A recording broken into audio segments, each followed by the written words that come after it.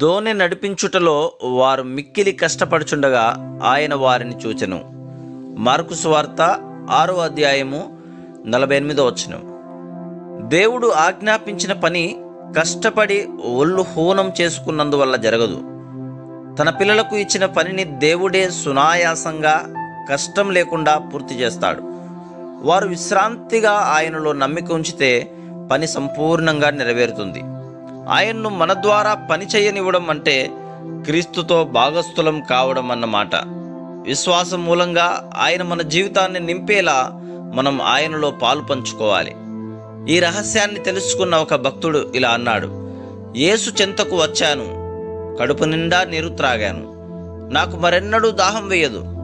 నేనెప్పుడూ ఆయాసం వచ్చేంతగా పనిచేయను, కానీ పొంగి పొర్లేటంత నిండుగా ఉన్నాను. నా జీవితంలో ఇది గొప్ప వింత. పొర్లిపారడానికి మనం కష్టపడనక్కర్లేదు.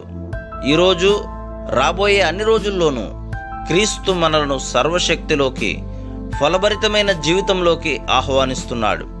హృదయమా, విశ్రాంతిగా ఉండు. నీ దేవుని రహస్యం ఇదే. ఆయనను సేవించడం అంటే అస్తమానము పనిచేయడమే కాదు, ఆయన వాగ్దానంపై విశ్రమిస్తూ శ్రమలేక ఉన్నవారే నిజమైన సేవకులు. చిన్న చిన్న అలలు హృదయ సరోవరంలో అలజడి రేపి కలతలు తెస్తాయి. ఆకాశపు మహిమల ఛాయ అలల వల్ల చెల్లా చెదరవుతుంది. నీలో ఆయన ప్రతిబింబం కనబడకుండా పోతుంది. దేవుడెవరు, ఎక్కడా అని అడుగుతారు. నిశ్చలుడైన దేవుని తరపున నేనిబ్బరమే వారికి జవాబు. నీ చుట్టూరా నిన్ను కదిలించే సంఘటనలకి ఒకటే నీ సమాధానం: క్రీస్తులోనే నాకు విశ్రాంతి, హృదయమంతా నిండే శాంతి.